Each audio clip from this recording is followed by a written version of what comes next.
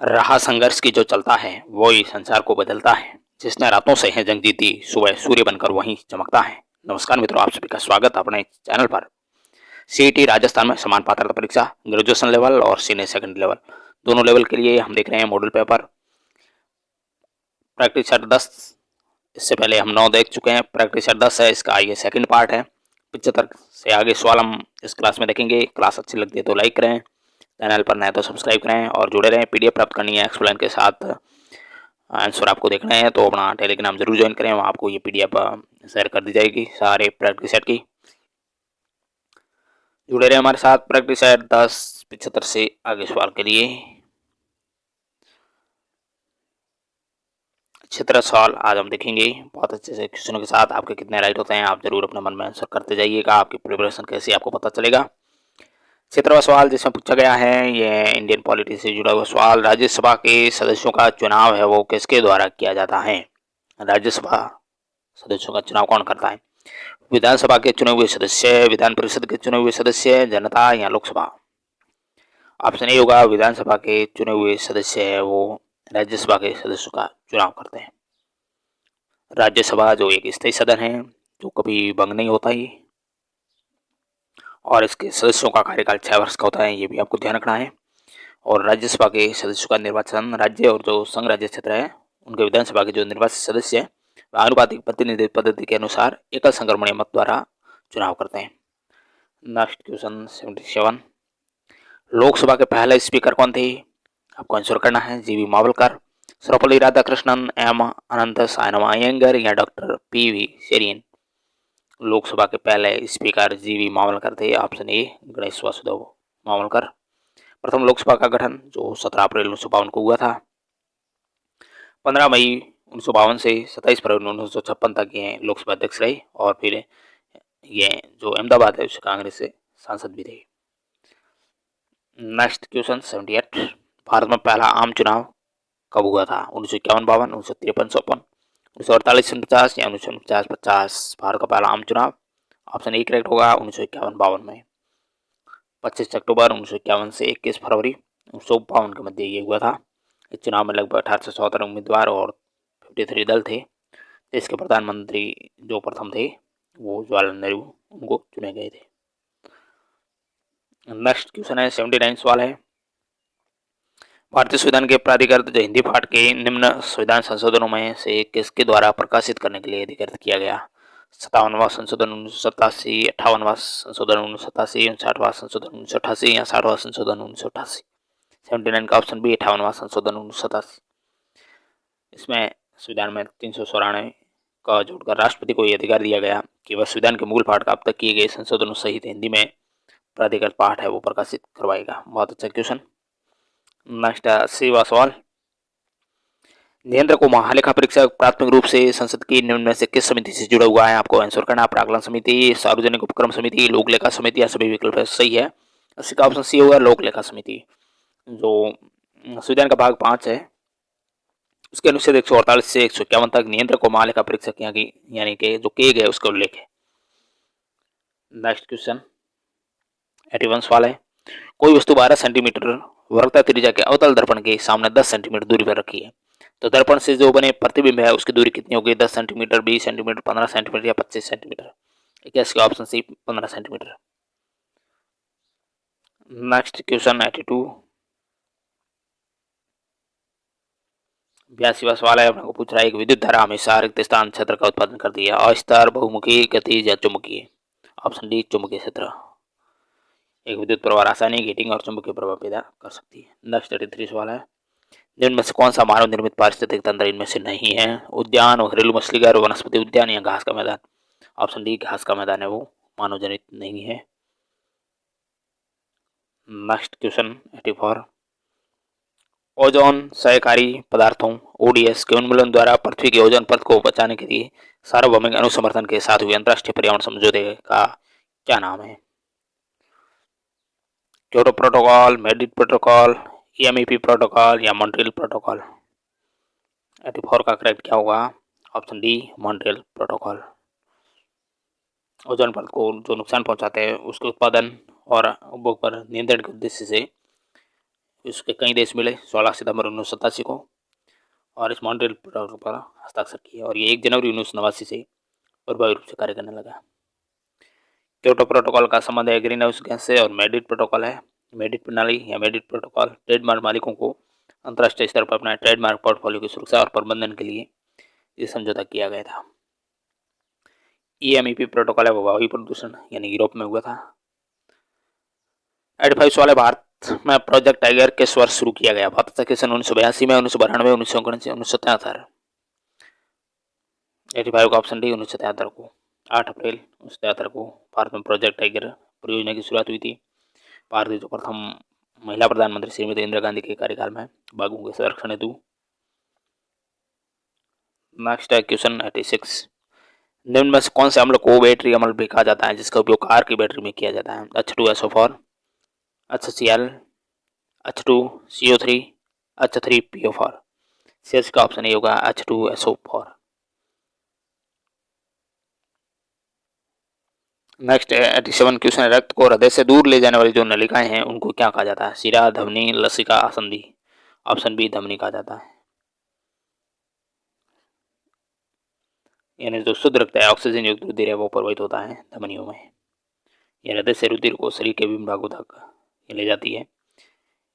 इसका अपवाद एक पल्मोनरी धमनी होती है जिसमें अशुद्ध रक्त बहता है। शिरा है, शिरा क्या करती है? रुधिर वाहिनियां ये शरीर के विभिन्न भागों से रुधिर को हृदय की ओर वापस लौटाती हैं और शिराओं में अशुद्ध रक्त होता है और कार्बन डाइऑक्साइड युक्त रक्त होता है। 32 सवाल है। मानव रक्त का सामान्य पीएच लगभग कितना होता है? 6.4, 5.7, 4.7 या 7.4। इसका ऑप्शन डी 7.4 होता है। नेक्स्ट क्वेश्चन 89 है। निम्न में से कौन सा विटामिन रक्त के स्कंदन में सहायता करता है? इनमें से vitamin A, vitamin B, vitamin D, vitamin K. जरूर आंसर करेगा। 89 का ऑप्शन डी विटामिन के।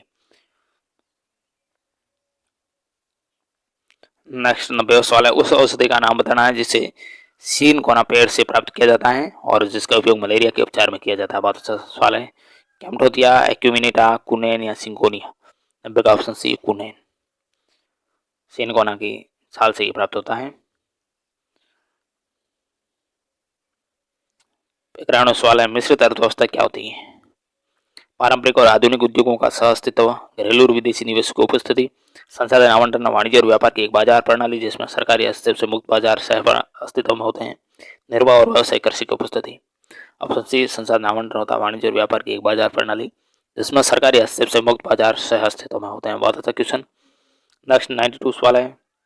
अपना पूछ रहा है भारत में मौद्रिक नीति है वो कौन लागू करता है? नीति आयोग, भारतीय रिजर्व बैंक, वित्त मंत्रालय, संसद।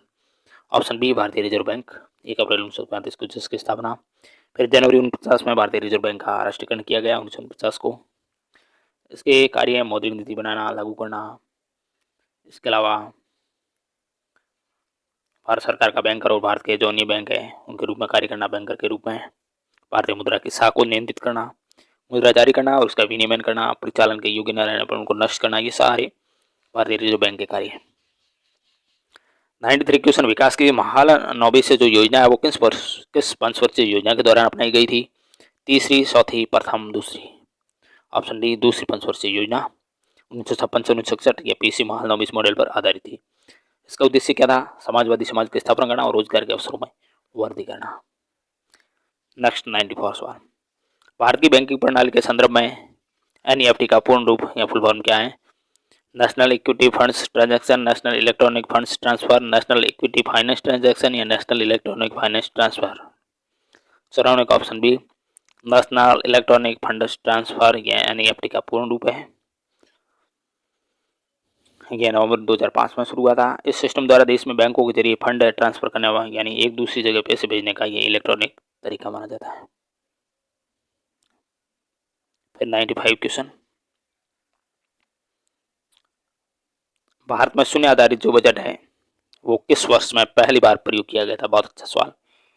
शून्य आधारित बजट 1984 में, 1985 में, 1987 में, 1989 में। ऑप्शन सी 1987 को।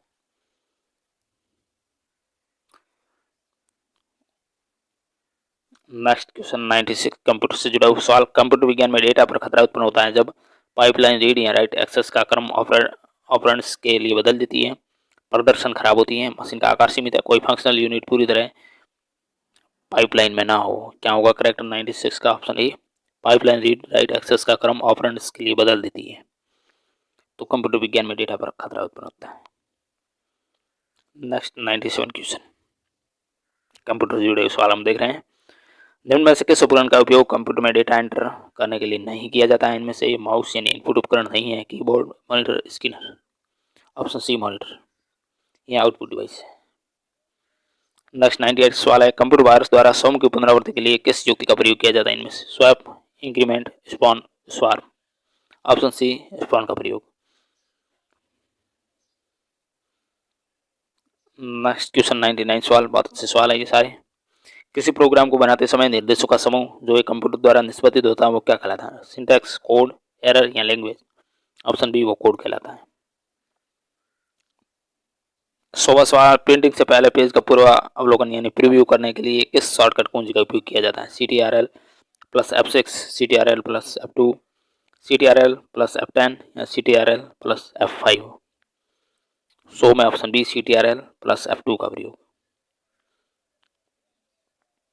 F2 विंडोज ऑपरेटिंग सिस्टम में किसी फाइल को रीनेम करने या उसका नाम बदलने के लिए भी प्रयोग होता है। नेक्स्ट है सवाल रीजनिंग के सवाल मैं स्किप कर रहा हूँ मित्रों, आपको एक्सप्लेन के साथ आंसर देखना है तो टेलीग्राम में इस PDF को जरूर देखें आप।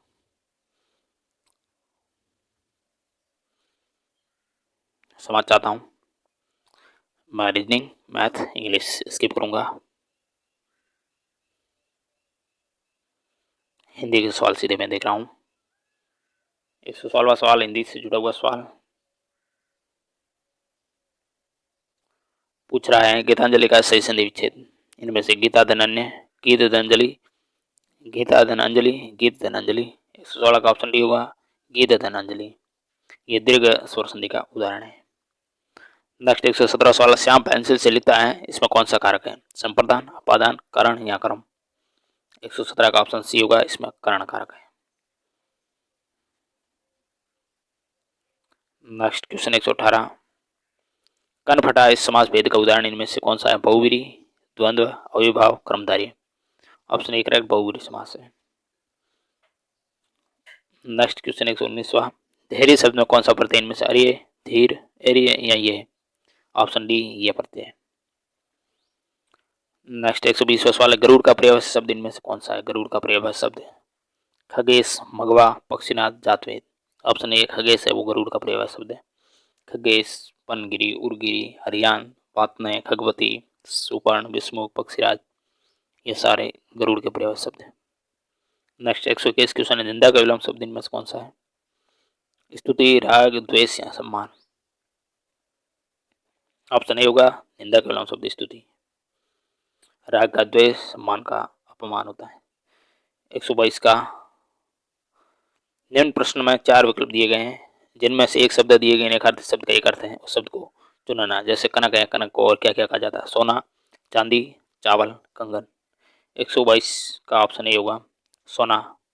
इसके अलावा धतूरा, गेहूं, पलाश, ये भी कनक कहा जाता है इनको भी। नेक्स्ट 123वां सवाल है, नेताजी ने कहा था तुम मुझे खून दो मैं तुम्हें आज़ादी दूंगा, इस वाक्य में कौन सा चिन्ह लगा है? पूर्ण विराम चिन्ह, अल्प विराम, उद्धरण चिन्ह या प्रश्नवाचक चिन्ह। 123 का ऑप्शन सी होगा उद्धरण चिन्ह। उद्धरण चिन्ह का प्रयोग किसी और के वाक्य या शब्दों को ज्यों का त्यों रखने में किया जाता है, ये भी आपको ध्यान रखना है। नेक्स्ट 126 सवाल, भाषा के मूल इकाई अक्षर, ध्वनि, संकेत, वर्णमाला। ऑप्शन बी ध्वनि। भाषा के सार्थक इकाई वाक्य होता है, वाक्य से छोटी इकाई उपवाक्य है। नेक्स्ट क्वेश्चन 125वां सवाल, एडजर्नमेंट शब्द का हिंदी पर्याय कौन सा है? समायोजन, न्याय निर्णय, पार्श्वस्थ या स्थगन। 125 का करेक्ट होगा ऑप्शन डी स्थगन। समायोजन को एडजस्टमेंट कहा जाता है, न्याय निर्णय को एडजेक्शन कहा जाता है और पार्श्वस्थ को एडजेसेंट कहा जाता है। नेक्स्ट 126वां सवाल है, पान खिलाना मुहावरे का अर्थ क्या है? किसी से किसी काम की प्रतीक्षा करना, बिना काम का काम करना, पान का बीड़ा तैयार करना या सगाई करना। 126 का ऑप्शन डी होगा सगाई करना। पान खिलाना यानी शादी की बात पक्की होने के बाद रविंद्र और मीना ने पान खिलाने की रस्म अदा की। नेक्स्ट 127वां सवाल, भारतीय संविधान का किस अनुच्छेद में उल्लेख मिलता है कि हिंदी का विकास करना भारत सरकार का दायित्व है? 350, 344, 343 अनुच्छेद या 351 अनुच्छेद? ऑप्शन डी 351 अनुच्छेद। अनुच्छेद 343 है वो हिंदी को भारत की राजभाषा का दर्जा देता है, ये भी ध्यान रखना। नेक्स्ट 128वां सवाल है, इनमें से शुद्ध शब्द कौन सा है? 128 का ऑप्शन ए वाला वो शुद्ध है, विद्यावाचस्पति।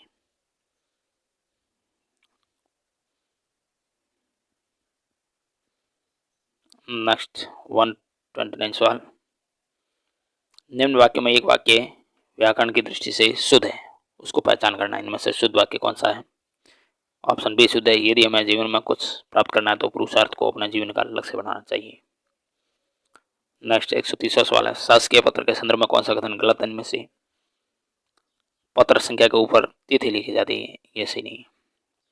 शासकीय पत्र में तिथि हमेशा पत्र संख्या के नीचे लिखी जाती है, इसलिए ये कथन गलत हो गया।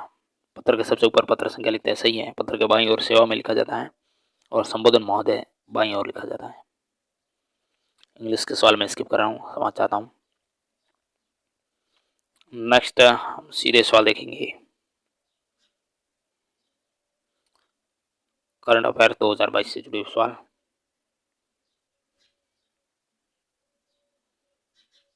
इसमें सवाल पूछा है 146वां कि 48वां G7 शिखर सम्मेलन आयोजन किस देश में किया गया था? जर्मनी में, जापान में, चीन में, पुर्तगाल में? वो हुआ था ऑप्शन ए करेक्ट, जर्मनी को 26 से 28 जून 2022 के बीच। नेक्स्ट 147 का क्वेश्चन है, हाल ही में चर्चा में रहा जो माउंट बुलूसन ज्वालामुखी विस्फोट दर्ज किया गया, यह किस देश में है? ऑप्शन ए करेक्ट है, वो फिलीपींस देश में है।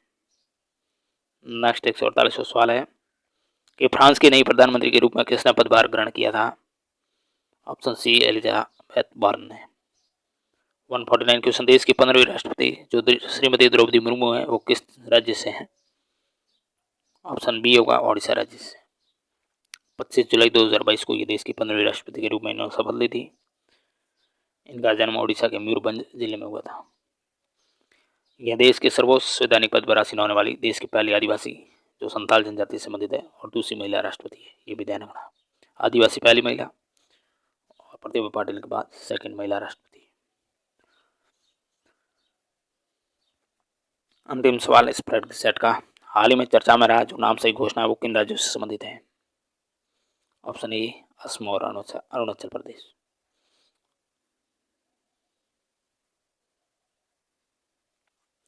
तो ये थे 150 सवाल प्रैक्टिस सेट 10 हमने सीईटी के लिए देखा। आगे हमारे साथ जुड़े हैं और प्रैक्टिस सेट और मॉडल पेपर अच्छे अच्छे सवालों के साथ इनके संपूर्ण प्रिपरेशन के लिए। वीडियो कैसा लगा जरूर लाइक करें, चैनल पर नए तो सब्सक्राइब करें और पीडीएफ प्राप्त करनी है तो अपना टेलीग्राम जरूर ज्वाइन करें। रास्ते कोई कठिन नहीं, मंजिल कोई बड़ी नहीं, मुसीबतों से जोड़ा नहीं, हारा वही है जो लड़ा नहीं। चलिए नेक्स्ट मिलते हैं, तब तक के लिए थैंक यू वेरी मच।